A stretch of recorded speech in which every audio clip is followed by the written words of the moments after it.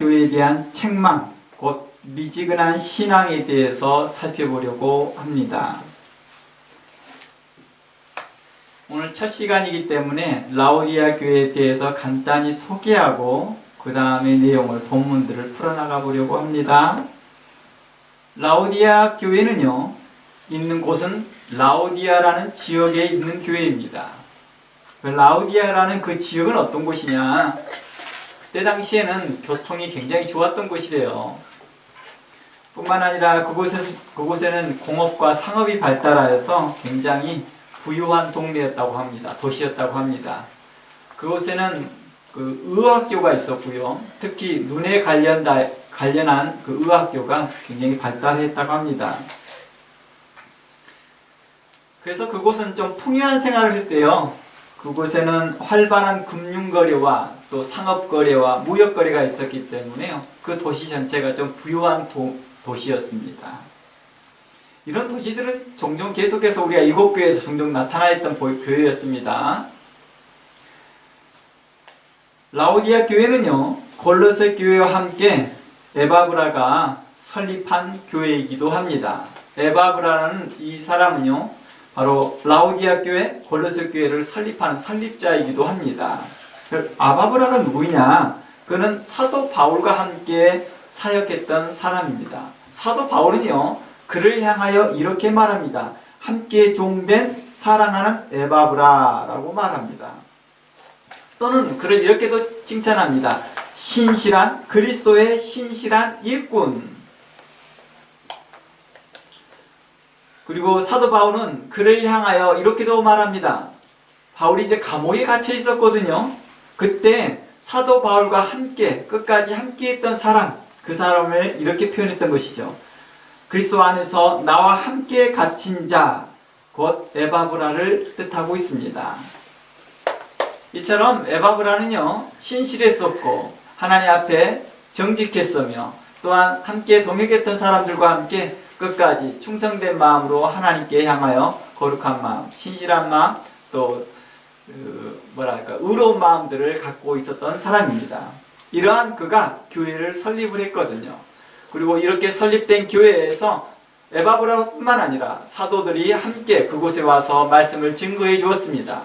특별히 사도 바울과 같은 경우에는 에바브라가 설립했던 교회였기에 그곳에도 함께 동역하며 사역했던 그 사례들이 나옵니다.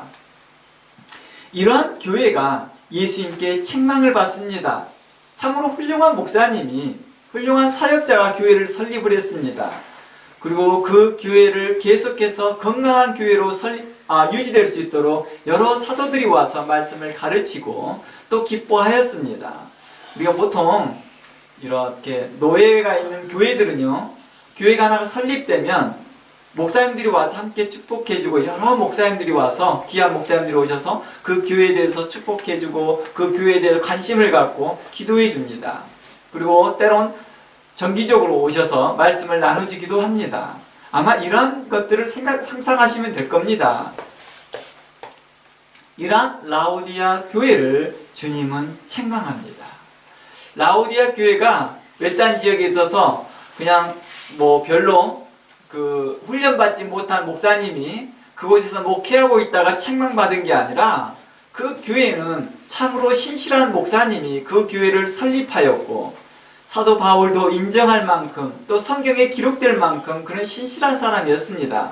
그런 목회자가 교회를 설립하였고 또한 여러 사도들이 와서 그곳에서 말씀을 가르치고 양육했고 또 사도들, 특히 사도들 중에 사도 바울이 직접 관여했던 교회이기도 합니다. 이러한 교회에 하나님께서 책망을 합니다. 주님께서는 그 교회를 향하여 책망을 합니다. 이 책망의 내용은 워낙 유명하여서 여러 설교에도 인용되곤 합니다. 영적으로 빈곤한 신앙 또는 미지근한 신앙을 갖고 있다라는 그 책망에 대한 교회였거든요. 유일하게 칭찬 듣지 못했던 교회 중에 한 교회가 바로 이 라오디아 교회였습니다. 한번 살펴볼까요? 15절에서 16절입니다. 제가 읽어볼게요. 내가 너의 행위를 아노니 너는 차지도 아니하고 뜨겁지도 아니하도다. 너가 차든지 뜨겁든지 하기를 원하노라. 너희가 이와 같이 미지근하여 뜨겁지도 아니하고 차지도 아니하니 나의 입에서 내 입에서 너를 토하여 버리겠다라고 주님은 책망합니다. 본문에서 주님께서 너희들은 참으로 미지근하다, 차지도 않고 덥지도 않다, 뜨겁지도 않다라고 말합니다.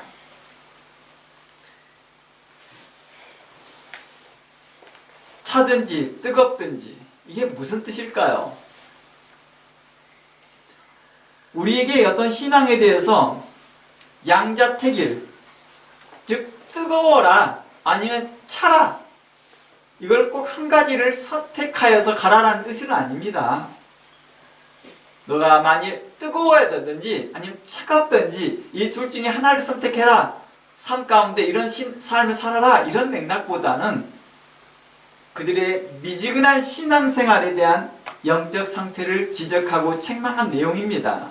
둘 중에 하나의 방향으로 가라는 뜻이 아니라 그러한 두 가지 모습을 가지고 있는 것이 우리에게 유익하겠지요. 성경은 이렇게 말합니다. 너는 하나님의 마음을 시원케 하는 자라 되라고 말합니다. 또 너희는 그리스도 안에서 서로 피차 뜨겁게 사랑하라라고 말합니다. 성경은 우리에게 둘 다 요구하고 있습니다. 문제는 미지근한 신앙의 문제입니다. 차다 뜨겁다라는 것은 특별한 의미를 두는 것이 아니라 하나님께 대한 열심을 이야기하겠지요. 하나님께 향한 마음이라고 표현해야 될 것입니다. 라오디아 교회 성도들이 신앙이 어떠함을 이야기하고 있어요? 미지근하다라는 것은요, 세상에서도 교회에서도 아무런 영향을 없음을 이야기하고 있는 것입니다. 전혀 영향을 미치지 못하는 모습, 교회가 영향력을 잃어버리고 있었다는 것이죠. 교회가 가지고 있는 기능이 점점 상실되어지고 있고 희미해지고 있다는 뜻입니다.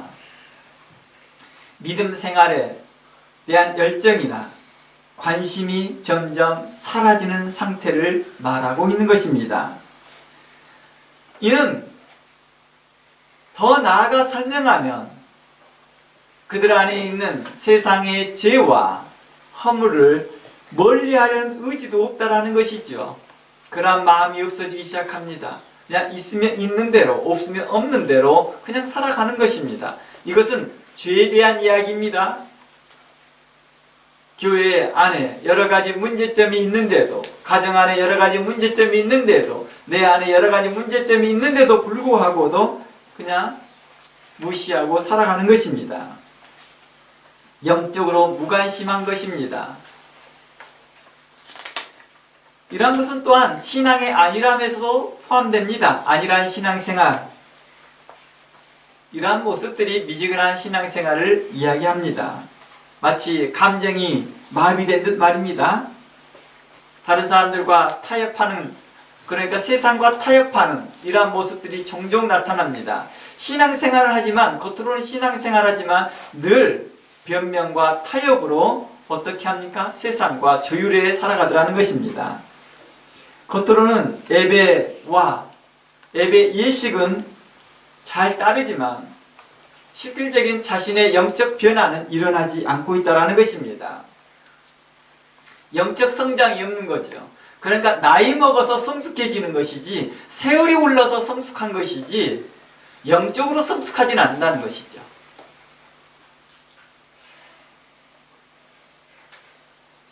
또한 이러한 사람들은요, 영계주의 교훈과 같이 내가 한번 구원을 받았으니 이제는 안심하며 살아가는 그러한 삶에 대해서, 성도의 삶에 대해서 그렇게 가치를 두지 않는 사람들이라 볼 수 있는 것입니다. 이런 사람을 향하여 저는 이렇게 표현하고 싶습니다. 마태복음 5장 13절 말씀과 같이 맛을 잃어버린 소금인 것이죠. 맛을 잃어버린 소금. 맛을 잃어버리다 보니까 예수님은 이렇게 말합니다. 이것을 어디에다 쓸 수도 없다. 그러니 이것을 뭐한다? 길거리에 버려버릴 것이다. 그리하여 이것을 사람들이 밟고 지나갈 것이라는 것입니다. 이건 소금의 기능이 사라진 걸 말하잖아요. 그러니까 미지근한 신앙생활, 라오디아 교회가 미지근했다라는 것은 그 소금의 기능이 사라졌다라는 것입니다. 소금은 짜게 해야 되고 맛을 내야 되고 그 맛을 입맛이 없는 사람에게 그 맛을 살려주고 또 소금이 없게 되면 사람의 몸에 소금이 없어지면 또 문제가 발생되잖아요. 바로 이처럼 교회 안에 문제가 발생하고 있다는 것입니다. 소금을 또한 화목해 하는 것이다 라고 말합니다. 소금을 너희 안에 두어 서로 화목해 하라 라고 말합니다. 즉 그들 안에 무엇이 없음을 이야기하고 있습니까? 화목함이 없음을 이야기도 하겠지요. 이처럼 미지근하다라는 의미는 바로 이러한 맥락을 가지고 있습니다. 이러한 영적 상태는 라오디아 교회를 향해 주님은 이제 토하여 내어 버리겠다라고 경고합니다. 토하여 내겠다는 말이 무슨 뜻일까요? 이 맥락을 해석을 해보면 이렇습니다. 만일 너희가 회개하지 않으면 더 이상 교회로서의 그 기능을 할 수 없음을 이야기하고 있는 것입니다. 이건 마치요 에베소 교회에 향하여 책망하였던 예수님의 말씀과 같습니다. 예수님께서 뭐라고 말합니까? 에베소 교회를 향하여 너희가 만일 사랑이 식어져 있던 너의 상태를 회개하지 않는다면, 이 사랑이 식어진 상태로 계속 지속하고 있다 한다면 내가 너의 촛대를, 너에게 있는 그 촛대를 그 자리에서 옮겨버리겠다라고 책망하신 내용과 같습니다. 너희가 만일 맛을 잃어버린 소금의 상태로 계속 도가니에 있다 한다면, 항아리 속에 있다 한다면 그 항아리에서 꺼집어내어서 길가에 버리겠다 라는 그런 맥락이죠. 토하여 내겠다, 버리겠다, 그리고 옮기겠다, 이런 맥락과 같은 의미입니다. 이제 성경에서 이처럼 미지근한 영적 상태에 있는 한 사람을 점검해 보려고 합니다. 미지근한 영적 상태를 잘 나타내어 준 사람이 바로 엘리 제사장입니다. 구약에 나타난 엘리 제사장이죠. 사무엘상에 나온 사람입니다. 사무엘상에서요, 사무엘상을 자세히 읽어보면요, 그는 엘리 제사장에 대한 영적 상태를 처음에 언급하기 시작합니다. 얼마 전에 어떤 분을 만났는데요, 그분이 사무엘상을 묵상했다라고 말합니다. 아마 그분도 이 말씀을 묵상했겠죠. 아마 저와 같은 마음으로 읽었으면 좋겠다는 마음에서 이 본문을 제가 좀 더 자세하게 해석해 보려고 합니다.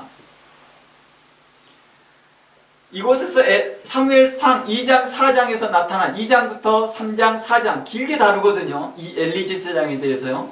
길게 다루는 이 내용은 곧 우리에게 뭘 의미할까요? 이게 굉장히 중요한 이슈라는 것입니다. 우리의 신앙생활에서요. 곧 이는 우리의 신앙생활과 교회 공동체 안에 나타나는 현상들을 자세하게 다루고 있는 것입니다. 엘리 제사장은요, 자신은 제사장의 직무를 수행했던 사람입니다. 당시 제사장 하면 굉장히 높은 사람이에요. 오늘날도 그렇지만요. 오늘날은 그런 제사장 직이라는 것은 따로 없지만 생각해보면 굉장히 귀한 자리입니다. 거룩한 자리입니다. 그런 제사장직을 수행했음에도 불구하고도 그는 자신의 자식, 자신의 아들들의 명백한 죄악을 보고도 무시하기 시작합니다. 이는 자신의 자식에 대한 직무 유기뿐만 아니라 직무 태만뿐만 아니라 제사장으로서의 갖추어야 할 덕목인 또 직무를 태만한 것입니다. 아버지로서, 부모로서도 직무를 잘 하지 못할 뿐만 아니라 제사장으로서도 그 직무를 태만히 했다는 것입니다. 결국 그는 어떻게 될까요? 하나님은 그의 제사장직을 할 수 없도록 그를 중지시킵니다. 그리고 그 마지막은 비참한 최후를 맞이하게 됩니다.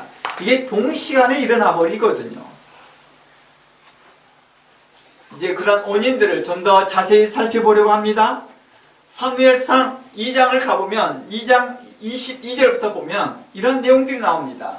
그의 아들들이 나오거든요. 아들들이 나오는데 홈니와 비니아스라는 두 아들들이 나옵니다. 참 이름은 참 거룩합니다. 두 사람의 이름, 아들들의 이름은 참으로 거룩한 이름이에요. 귀한 이름입니다. 그러나 이 이름에 합당하게 살아가지 못합니다. 그의 아들들은요, 또한 아버지를 이어서 제사장의 직분을 가지고 있었습니다. 제사장은 아버지가 제사장이면 계속해서 그 자손들은 계속해서 제사장직을 합니다. 귀한 일이죠. 곧 아론의 지파 사람들입니다. 아론의 지파 사람들이요. 이렇게 제사장 직분을 잘 하고 있었던 아론에게 어떤 어려움이 생겼어요? 자식의 문제가 생겼습니다. 처음에는 자녀들이 처음부터 태어나자마자 그리고 얼마 10대 때부터 제사장직을 갖진 않았겠지요. 10대가 지나고 난 후부터 아마 제가 예상하기로는 성경에 기록된 걸 근거에다 보면 20세에서 25세 사이에 제사장직을 받거든요. 그때부터 아마 제사장직을 했을 것입니다. 그러면 그 전에는 어땠을까요? 부모에게 의해서 교훈을 받고 훈련을 받았을 거 아니에요? 아마 그때까지는 몰랐나 봅니다. 아니면 그때도 되었는데도 불구하고도 그들을 방임하고 방치했는지도 모르고요. 저는 이 전자와 후자 모두에 포함된다고 봅니다. 왜냐하면 저도 이곳에서 많은 목회자를 보고 그동안에 많은 목사님들을 만나보았거든요. 그런데 그들의 자녀들에 대한 태도를 보면 이러한 모습들을 볼 수 있었으니까요. 제가 예전에 한번 말씀드렸지만 한국에 꽤나 큰 대형교회, 이름만 대면 누구나 알 수 있는 그 대형교회 목사님의 자녀가 뉴질랜드에 왔습니다. 그런데 그 자녀에 대한 태도를 보면서 제가 깜짝 놀랐거든요. 물어봤거든요. 아버지와 함께 하나님의 말씀을 배운 적이 있느냐? 아버지와 함께 신앙생활에 대해서 상담한 적이 있느냐? 아버지와 함께 너의 신앙에 대해서 물어본 적이 있고 그에 대해서 아버지께서 너에게 따로 말씀한 적이 있느냐? 라고 물어봤을 때 노라고 대답했습니다. 너무 바쁘다는 거죠. 너무 바쁜 거죠. 바쁘든 안 바쁘든 그의 나이는 20살이 넘은 나이였습니다. 그러면 이제 자체적으로 자신이 신앙생활을 할 수 있는 나이인데도 불구하고도 마치 어린아이처럼 5살, 6살 아이처럼 행동하고 있다는 것이죠. 여기 앞에 앉아있는 자녀들 중에서도 10살만 되더라도요, 자신을 자기 스스로가 돌아보기 시작합니다. 신앙생활에서요. 이건 꼭 부모님이 바빠서라고 하는 그런 핑계는 말이 안 되는 것이죠. 성인으로서 갖춰야 될 성인으로서의 태도도 안 갖추고 있는 것이죠. 오늘날 우리나라에 꽤나 유명한, 또 우리나라의 역사에, 기독교 역사에 큰 핵을 그으셨던 그 목사님이 계십니다. 근데 그 목사님의 자녀 중에 한 사람은 또 뭐합니까? 자신의 아버지를 비방합니다. 그리고 그들과 평생 가르쳤던 그 예수 그리스도를 부정하기 시작합니다. 또 하나님의 말씀, 성경을 부정하기 시작합니다. 왜 그럴까요? 부모님에게 사랑받지 못해서일까요? 아니죠. 그의 태도는 그의 인성에서 나오겠죠. 물론 이러한 부분들까지 포함시키고 있다는 것입니다. 교회 안에서 제사장의 자녀의 문제를 이제 지적하기 시작합니다. 오늘날 PK, MK라고 하면서 파스터 아이들, 파스터 키즈, 미니스터 키즈라는 말을 쓰면서 PK, MK를 쓰면서 그들의 것들을 뭐 하려고 합니까? 감싸 안으려고 합니다. 어떻게 해요? 다른 방식으로, 세상의 방식으로 말입니다. 엘리 제사장의 아들들의 모습들은 홈리와 비니아스라는 거룩한 이름을 가졌으나 그들은 그 이름에 부합된 합당한 태도를 갖지 못하였습니다. 그들은 자신들의 제사장 직분들을 이용하여서 하나님의 재물을 강탈하기 시작합니다. 하나님께 먼저 드려야지만 되는 그 재물들을, 먼저 갈고리를 가져가서 좋은 음식들을, 좋은 재물들을, 예를 들어서 양다리, 소다리를 갈고리로 가지고 와서 이것은 자신들이 먹을 거니까 잘 가져가 버립니다. 누구에게 먼저 드리기도 전에 하나님께 드리기 전에요. 그리고 이런 일들이 숱하게 자주 반복되고 일어납니다. 그리고 성전에서 여러 가지 잘못된 죄를 범합니다. 그럼에도 아버지는 제사장으로서 그에게 경고만 하고 징계하지 않더라는 것입니다. 너 그렇게 하지 마. 너 그렇게 하면 하나님이 싫어해. 하고 끝납니다. 그에 대한 징계, 처분을 하지 않더라는 것입니다. 이건 뭘까요? 제사장으로서, 그는 당시에 대제사장으로서, 또 제사장으로서, 아버지로서 불명코 처분을 내려야 되는데 처분을 내리지 않습니다. 아마 그것은 하나님 편에서 심각하지 않다라고 판단했는지도 모릅니다. 하나님의 마음에 전혀 공감하지 못하더라는 것입니다. 누가요? 엘리가요. 그는 하나님의 말씀을 가르치는 자였고 제사직을 하면서 하나님께 예배드리며 백성들에게 대하여서 하나님의 마음을 가르치며 또 하나님께서 그들의 백성들을 이루어하라 했으니 백성들을 이루어했던 자인데도 그는 하나님의 마음을 전혀 공감하지 못합니다. 오직 자신의 상황을 합리화할 뿐입니다. 제가 바빠서요. 주님도 잘 아시지 않습니까? 모든 백성들의 제사를 제가 다 합니다. 내가 어떻게 자녀들을 하면서 상황을 합리화합니다. 너무 바빠서요. 성경은 이걸 향하여서 자신의 합리화라고 말합니다. 그리고 그 상황을 그대로 방치합니다. 자신이 핸들링 할 수 없다라고 생각하기 때문입니다. 아마 20대가 넘었기 때문에 더 이상 자신의 손에서 떠났다라고 생각했는지도 모릅니다. 그렇다면 자신의 손에서 아버지로서 역할이 떠날 수 있다 한다면 제사장 직으로서 직무라도 행했어야 되는데 그 직무조차도 행하지 않더라는 것입니다. 제사장으로서 합당하지 못하잖아요. 제사법을 어기고 있고 예배법을 어기고 있고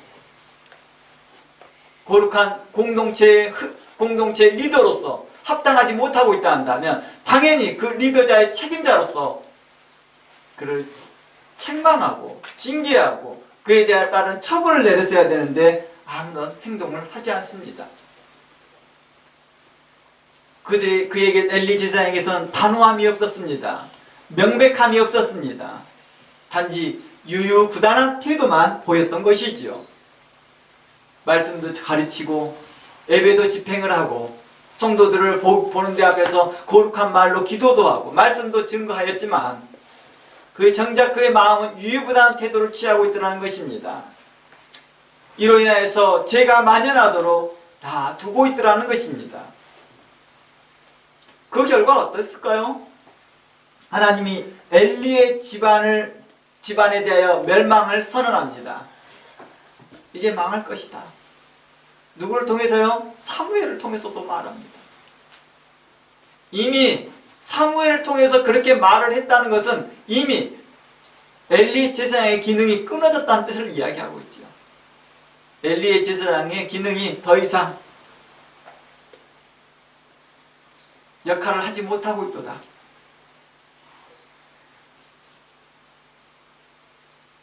엘리는요 결국은 어떻습니까? 언약궤를 빼앗기기 시작합니다. 물론 이것은 자신의 아들들이 들고 나아갔다가 전쟁에서 빼앗기고 그곳에서 아들들은 그 전쟁에서 죽고 맙니다. 이에 죽음의 소식이 누구에게 들립니까? 엘리 제사장에게 들립니다. 그런데 어떻게 합니까? 엘리 제사장은 어떤 소식에 충격을 받고 죽어요?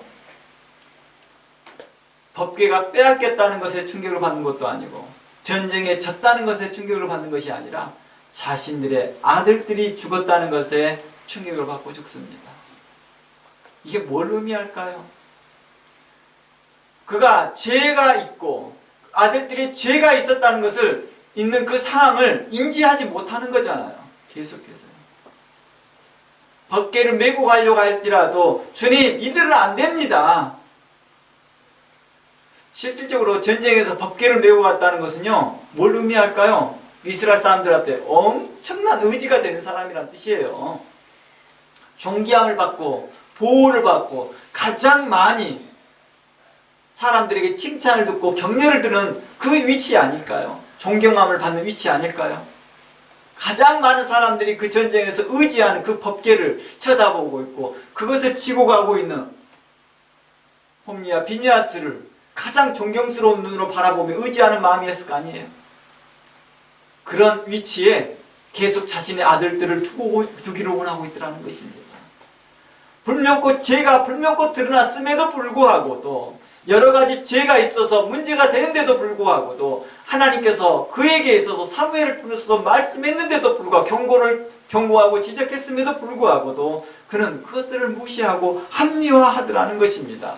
상황이 이러니까요. 상황이 저러니까요. 주님, 내가 예배만요 어마어마하게 드려요. 제사 드리는 것도 사람들 와서 상담하는 내용들, 예배도 집행해야 되고 신방도 해야 되고 이것도 해야 되고, 제가 교회를 돌아볼 시간이 없습니다. 가정을 돌아볼 시간이 없습니다.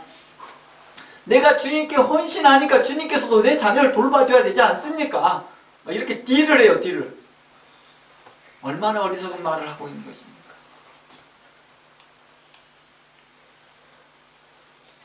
그러한 엘리를 향하여 주님은 경고합니다. 그러나 그 경고를 무시하고 계속 자신의 합리화만 시켜가고 상황에 합리화를 하여 그 상황을 방치하고 있더라는 것입니다.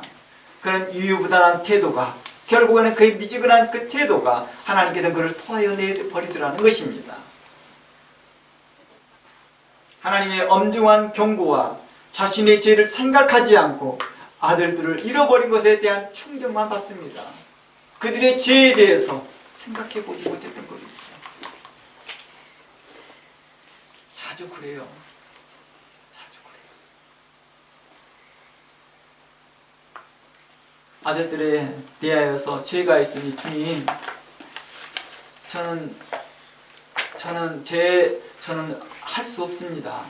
주님이 많이 허락하신다면 보내겠으나 주님의 긍휼하심으로 그들의 죄를 사하여 주시고 그들에게 있어서 하나님의 거룩함으로 덮여주신다 한다면 모를까, 주님, 저는 이 상태로서는 저의 아들들을 그 전장에 보낼 수가 없습니다. 그들로 법궤를 지게 할 수 없습니다. 그들로 제사장직을 하라고 할 수 없습니다. 제가 제 아들들을 사랑하지만 그들이 하여 징계하고 책망하며 그들을 스톱시키는 이유는 그가 더 이상 죄를 범치 않기를 원하며 하나님의 큰 심판을 받지 않기를 바라는 마음입니다. 그러니 여기서 중단시켜 주십시오라고 요청하지 않습니다. 도리어 그 기회가 왔을 때 그가 존중받고 사람들한테 관심받고 사람들한테 가장 의지가 되는 그 위치에 그를 보내기 시작하더라는 것입니다. 얼마나 위험한 일입니까?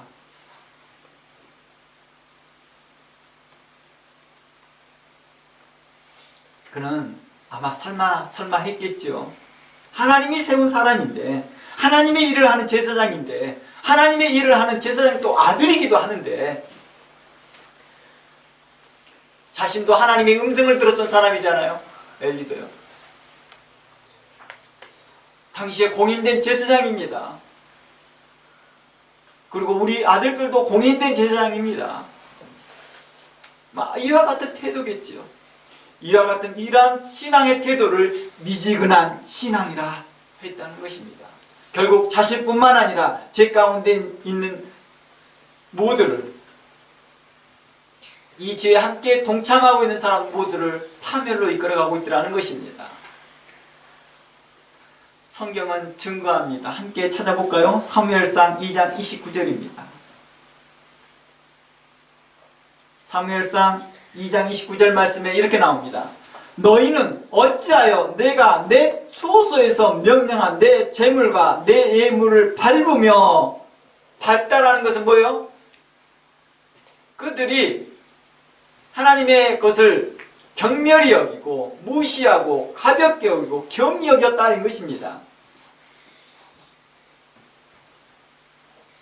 내 아들들보다 더 중히 여겨 내 백성 이스라엘이 드리는 가장 좋은 곳으로 너희를 살찌게 하느냐라고 말합니다.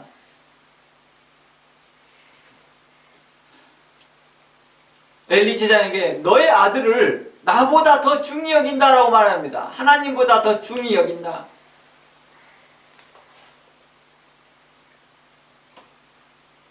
마태복음 한번 말씀 가봅니다. 이와 비슷한 맥락이 마태복음에도 나옵니다. 마태복음 10장 37절 말씀에 아버지나 어머니를 나보다 더 사랑하는 자는 내게 합당하지 아니하고 아들이나 딸을 나보다 더 사랑하는 자도 내게 합당하지 않다라는 말씀입니다. 엘리는 바로 이 부분에 문제였던 것이죠. 누가복음 14장 26절입니다. 자기 부모나 처자와 형제나 자매나 더욱 자기 목숨까지 미워하지 아니하면 능히 내 제자가 되지 못하고 라고 말합니다. 그리스도의 제자가 되기 위한 태도를 이야기하고 있습니다.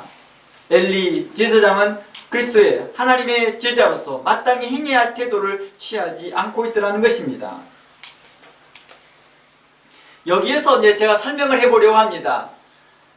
마태복음과 누가복음 같은 내용을 맥락을 이야기하니까요. 여기에서 바로 자녀들을 사랑하는 것과 형제를 사랑하는 것을 내용을 이야기해 봅니다. 부모를 사랑하는 내용을 이야기해 봅니다. 이 내용이 과연 뭘 뜻할까요? 나보다 더 사랑한다. 이 말이 무슨 맥락일까요? 이것은 자연적인 우리의 성품 있잖아요. 우리 하나님께서 우리에게 주신 그 자연적인 성품, 그래서 나오는 그런 사랑, 혈연적인 사랑, 인본적인 그런 사랑, 그런 사랑까지 주님께서는 거부하고 금지하신 걸까요? 그런 거 있잖아요. 여성들은 자녀를 출산하게 되면 임신할 때부터 그러지만 임신할 때부터 모성애가 막 생기기 시작합니다. 원래 여성 자체가 모성애가 있지만 임신을 하게 되면 그 증가한다는 거예요. 훨씬 더 많이 증가한다는 거예요. 그리고 아이를 출산하게 되면 이는 극도로 팽창하게 되죠. 그래서 아이를 출산한 엄마들은 아이에 대해서 모든 걸 집중하기 시작합니다. 그 모성애 때문에 가능하지. 그러니까 여자로서는 약하지만 모성애로서는 강하기 때문에 이걸 다 견뎌나가는 것이죠. 하나님께서 이러한 내추럴한 것을 허락하셨다는 것입니다. 이것까지 금지하는 내용이 아니라는 것이죠. 성경은 이렇게 말합니다. 한번 다른 내용들을 한번 살펴보려고 합니다. 그러면 성경을 제가 해석해 보려고 합니다. 여러분들에게 요한복음 13장 34절을 읽어보겠습니다. 새 계명을 너희에게 주노니 서로 사랑하라. 내가 너희를 사랑한 같이 너희도 서로 사랑하라고 말합니다. 주님께서는 이렇게 말하거든요. 요한복음 14장 44절 말씀에 새 계명을 주겠대요. 그러면 서로 사랑하래요. 어떻게 해요? 내가 너를 사랑하는 같이 너희도 서로 사랑하는 것이 마땅하다는 것입니다. 그러면 이 서로 사랑하라는 것이 부모와 자식 간에, 형제들 간에 이 문제도 다 포함되는 거잖아요. 더욱더 사랑했으면 사랑했지요. 성경에는 부모나 친척을 돌아보지 않는 자는 곧 불신자보다 못한 자다라고 책망합니다. 요한 1서 3장 11절 말씀에 이렇게 말합니다. 요한 1서 3장 11절 말씀에 우리는 서로 사랑할지니 이는 너희가 처음부터 들은 소식이다. 그의 계명은 이것이니 곧 그의 아들 예수 그리스도의 이름을 믿고 그가 우리에게 주신 계명대로 서로 사랑할 것을 이야기합니다. 계속 주님은 우리에게 사랑하라고 말합니다. 요한 1서 4장 7절 요한일서 4장 7절에서는 사랑하는 자들아 우리가 서로 사랑하자. 사랑은 하나님께 속한 것이니 사랑하는 자마다 하나님께부터 나서 하나님을 알고. 21절 우리가 이 계명을 주께 받았으니 하나님을 사랑하는 자는 또한 그 형제를 사랑할지니라. 하나님을 사랑하는 자는 형제를 사랑하는 걸 분명하게 제시합니다. 레위기 19장 18절 말씀에서 이렇게 말합니다. 내 자신과 같이 사랑하라. 그러니까 제가 레위기서를 언급했던 이유는 바로 어떤 이야기하고 있어요? 이미 하나님께서는 우리에게 이웃 사랑하는 것을 요청하고 있다는 것입니다. 끝으로 제가 마태복음 22장을 가볼게요. 마태복음 22장 30절. 제가 이거 빠르게 점검하는 이유는 여러분들이 이미 본문들을 많이 익숙했던 본문이기 때문입니다. 마태복음 22장 36절. 선생님, 율법 중에 어느 계명이 큽니까? 37절 예수께서 이르시되 내 마음을 다하고 목숨을 다하고 뜻을 다하여 주 너의 하나님을 사랑하라 하였으니 이것이 크고 되는 계명이요 첫째 되는 계명이요 둘째는 이와 같이 내 이웃을 내 자신같이 사랑하는 것이니라. 이 두 계명이 온 율법과 선지자의 강령이라 라고 말합니다. 하나님을 사랑하고 이웃을 사랑하고 형제를 사랑하고 부모를 사랑하고 자녀를 사랑하는 것은 하나님께서 우리에게 요구하신 바라는 것입니다. 그러면 이곳에서 말하고자 하는, 사무엘상에서 말하고자 하는 말이 무슨 말일까요? 그리고 마태복음에서 말하고자 하는 말이 무슨 뜻일까요?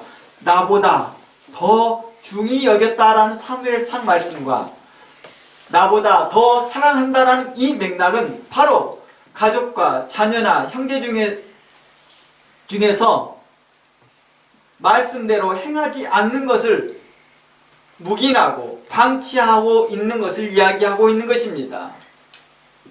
불명코 가족 중에, 형제 중에 문제가 있고 죄가 있음에도 불구하고도 묵인하더라는 것입니다. 방치하더라는 것입니다. 뭘 알고도? 하나님의 기준을 알고도 말입니다. 하나님의 말씀의 기준을 알고도 의도적으로 하나님의 기준을 회피하는 것입니다.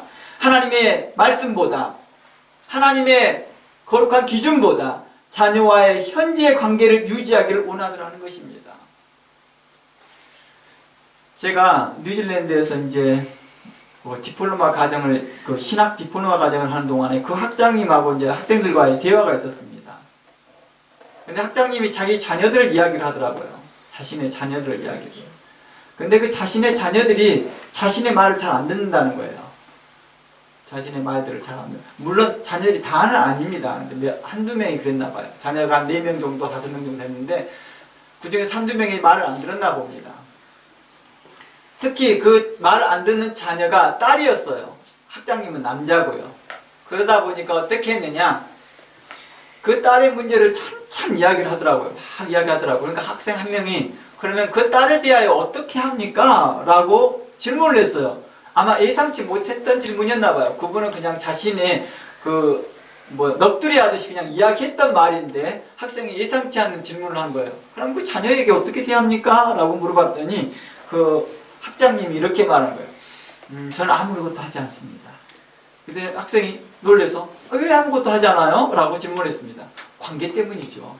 제가 만약 그의 나이가 20살이 넘었는데 내가 그한테 이러다 저러라고 말하고 간섭질을 하게 되면 우리와 딸과 제 관계가 끊어지기 때문입니다. 이런 맥락이죠. 엘리 제사장은 바로 자신의 자녀들과의 관계가 이런 형태를 맺어지지 않았나 싶은 것이죠.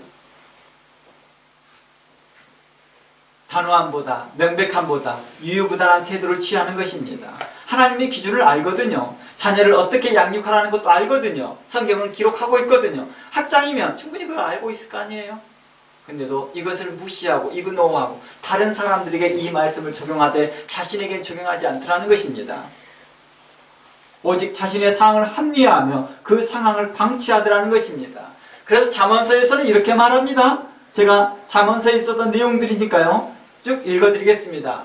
잠언 13장부터 해서 29장까지 내용인데요. 찾아보지는 않습니다. 읽어드리겠습니다. 잠언 13장 24절 말씀에 매를 아끼는 자는 그의 자식을 미워함이라 자식을 사랑한 자는 근실히 징계하라. 잠언 19장 18절 내가 내 아들에게 희망이 있거든 그를 징계하되 죽일 마음을 두지 말라. 잠언 22장 15절 아이의 마음에는 미련한 것이 얽혀있으나 징계하는 채찍이 이를 멀리 쫓아내느니라. 잠언 20장 13절 14절 아이를 훈계하지 아니하려고 하지 말라. 즉 이 말은 아이를 훈계하라 라는 뜻이죠. 채찍으로 그를 때릴지라도 그가 죽지 아니하리라. 내가 그를 채찍으로 때리면 그의 영혼은 수월에서 지옥에서 구원하리라. 잠언 29장 15절 채찍과 꾸지람이 지혜를 주거늘 임의로 행하게 두면 자식은 그 어미를 욕되게 하느니라 라고 말씀이 나와 있습니다. 이처럼 엘리는 이 모든 잠언서의 말씀에 대하여 해당되어서 하나도 행한 법이 없었던 것이죠. 끝으로 출애굽기 말씀 하나 살펴보겠습니다. 출애굽기 32장 26절입니다. 출애굽기 32장 26절입니다. 26절부터 제가 쭉 읽어볼게요. 여러분들 이 내용을 보면서 성경에 이런 내용이 있었나 하고 놀라기도 할 겁니다.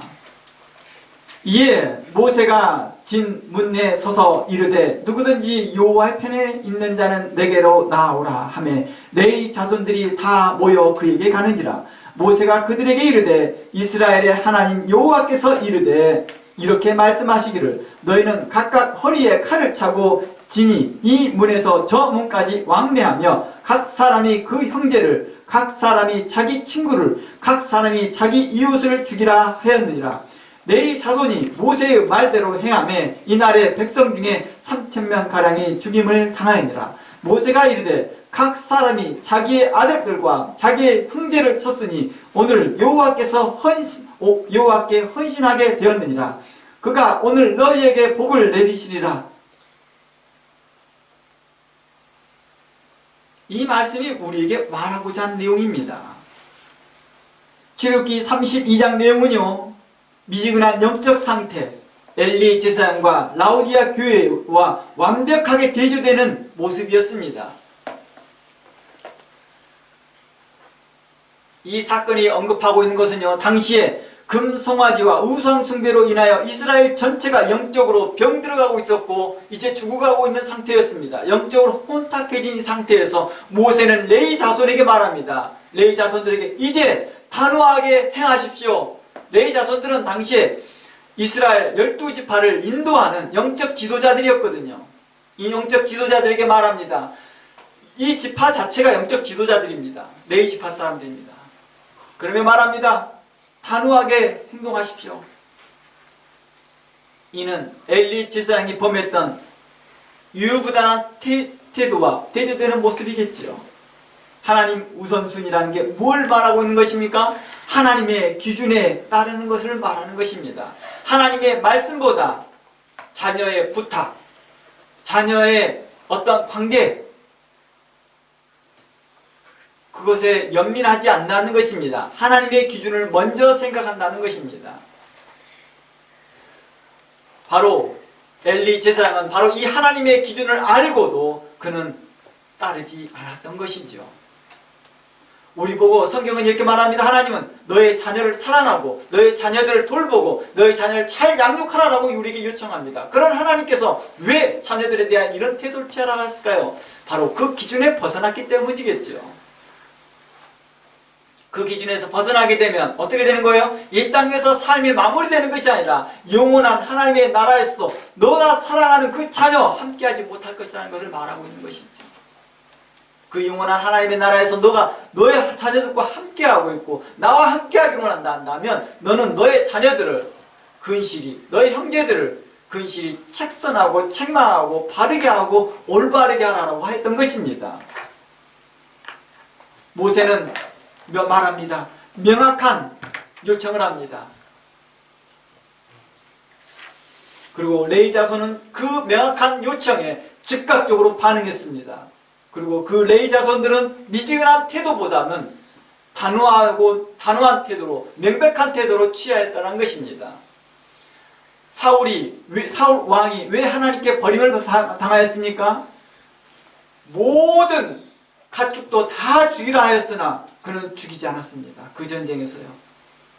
하나님의 명령을 어기면서 그러면서 이렇게 말합니다. 하나님, 제가 하나님께 드릴 예배를 드릴 제사 때 쓰려고 이렇게 따로 남겨놓은 거예요.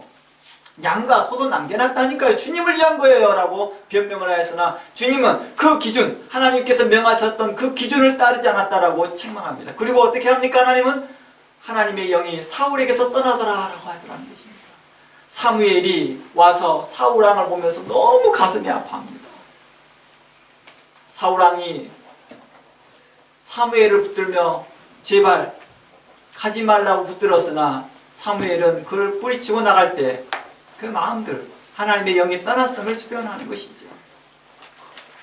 우리는 자주 그러더라는 것이죠. 타협하고 세상과 타협하면서 의롭지 못하고 정직하지 못하고 선하지 못한 태도를 취하더라는 것입니다. 자신이 이러한 미지근한 신앙 상태라는 것을 모르고 살더라는 것입니다. 이런 미지근한 상태를 모르고 살아가고 있으면서 계속 상황을 합리화하고 자신의 상황을 변명하고 이런저런 말로 하더라는 것입니다.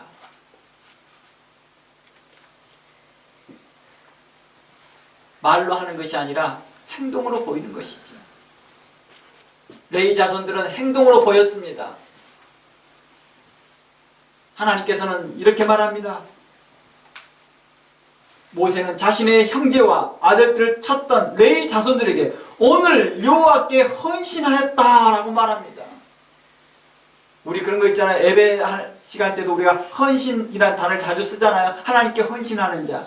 헌신이라는 말이 뭘까요? 그러면 헌신했다는 것은요, 단순히 마음의 정성을 드린다는 뜻이 아닙니다. 가장 소중한 관계, 소중한 것을 자신의 안위보다 하나님의 말씀과 공의에 더 우선 두는 것을 말합니다.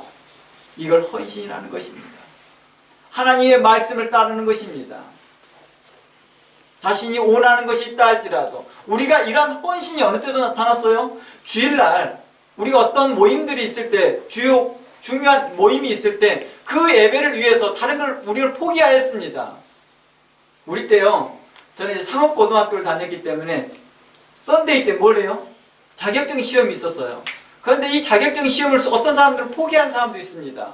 나는 그 시간대 예배를 드려야 되기 때문에, 나는 그 시간이 예배가 더 중요하기 때문에 우리는 이러한 헌신을 뭐합니까? 안 하려고 하더라는 것입니다. 계속 자신의 상황에, 하나님이 자기의 상황에 맞춰주기를 바라고, 이해해 주기를 바라고, 그 상황에 따라서 하나님께서 다 해주기를 바라는 거예요. 보호해 주기를 원하더라는 것입니다. 우리가 영적으로 어린아이일 때는요, 하나님께서는 이러한 상황에서도 우리를 이해해 줄 수 있으나, 우리가 신앙생활을 하면서 하나님을 알았다 한다면 우리는 그렇게 행하면 안 되겠지요. 입술로는 헌신을 요구하나 우리의 삶 가운데 헌신이 없더라는 것입니다. 오늘날 우리는 어떻습니까? 과거에 비하면 오늘날 우리 예배의 그 제도적인 모습이나 이런 것들이 굉장히 심플리파이, 굉장히 단순해졌고 간략해졌음에도 불구하고도 이것조차도 제대로 우리는 실행하지 못하더라는 것입니다. 우리는 계속해서 뭐합니까? 계속해서 우리는 더 많은 것들을 요구합니다. 우리 그런 거 있죠. 우리 잠시 돌아가 보면 이민 생활을 처음에 왔을 때 우리의 가난한 시절들 생각해 보면 현재 정말 풍요하거든요. 정말 감사할 일이 많거든요. 그때는 영어도 제대로 되지 않고 알고 있는 한국 교민들도 많지 않고 한국 가게도 많지 않았던 이런 시기에 우리는 감사하며 하나님께 예배하며 살았거든요. 지금은 풍요해졌으나 그 풍요의 만큼 우리는 더욱더 하나님께 감사하고 그 풍요롭게 더 증폭되는 것이 아니라 더 빈곤한 삶을 살고 있더라고요. 영적으로요. 영적으로 더욱더 가련한 모습으로 살아가고 있는데 우리는 그걸 못 보더라는 것입니다. 라우디아 교회처럼 말입니다. 주님께서 이렇게 말합니다. 너희 눈먼 것과 병든 것을 너희가 어찌 알지 못하고 옷을 벗고 있고 헐벗고 있는 것을 너희가 어찌 알지 못하느냐. 안약을 사서 발라라. 흰옷을 사서 입어라. 금으로 단련된 금을 사서 너희에게 좀 부욕해 좀 해라 라고 말합니다. 영적으로 너무 침체되어 있고 영적으로 너무 가난해져 있는 모습들을 인지하지 못하고 있더라는 것입니다. 바로 이러한 상태를 미지근한 상태, 이러한 상태를 잃어버린 소금과 같다라고 표현하고 있는 것입니다. 레위 자손이 복받은 이유는 그들의 능력이 탁월해서가 아니었습니다. 하나님의 편에 서기로 결단했기 때문이죠. 우리는 하나님께서 우리에게 요구하는 것은 우리의 능력을 보고자 싶은 것이 아니라 우리의 마음의 결단을 요구했던 것입니다. 그 결단이 우리의 행동으로 나타나기 때문이었습니다. 이는 빌라델비 교회가 작은 능력을 가지고도 말씀을 지켜 복을 받는 것과 같습니다. 빌라델비 교회와 라오디아 교회는 서로 다른 맥락이었습니다. 라오디아 교회는 그들은 스스로 부유하다 생각하였고 자신들이 부족함을 알지 못하였으나 빌라델비 교회는 자신들이 가지고 있는 작은 능력으로도 그 말씀을 지켜 하나님께 복을 받았던 것입니다. 주님은 이렇게 말합니다. 모세를 통하여 누구든지 여호와의 편에 있는 자는 내게로 오라. 모세가 이렇게 외칠 때 레위 자손들이 나타나기 시작합니다. 그리고 레위 자손들은 반응합니다. 레위 자손들은 결단합니다. 오늘날 모세의 외침은 우리에게 똑같이 적용되어 말합니다. 여호와의 편에 서 있는 자는 하나님께로 나오라. 여호와의 편에 서 있는 자는 모세 앞으로 나오라. 여호와의 편에 서 있는 자는 주의 말씀을 선포하는 자와 함께 그 말씀을 함께 진행하라고 하신 것이겠죠. 우리는 현재 미지근한 신앙 가운데 있는 것인지 아니면 그 말씀에 함께 헌신하고 있는 것인지 한번 생각해 보기를 원합니다. 실질적으로 담임 목회자의 말에도 함께 헌신하지 못하고 결단하지 못하는데, 보이는 목회자에게도 하지 못하는데, 보이는 목사님에게도, 보이는 아버지에게도, 보이는 부모님에게도 결단하고 헌신하지 못하는데 어떻게 보이지 아니하는 하나님을 향하여 우리가 결단한다라고 말할 수 있겠느냐라고 하는 이 말씀도 우리는 생각해 봐야 할 것입니다. 하나님은 우리에게 결단하기를 원합니다. 우리의 마음이 하나님의 편에 서 있고 하나님의 기준에 서 있기를 원하시더라는 것입니다. 우리는 다음 주에 또 다른 한 사람을 점검하면서 미지근한 신앙에서 회개한 사람을 보게 되면서 우리가 앞으로 어떻게 회개하며 살아가야 될 것인지를 살펴보고자 합니다. 오늘 이 말씀이 여러분들에게 하나님의 편에서 결단하는 귀한 시간 되기를 원합니다. 다 함께 기도합니다. 하나님, 감사합니다.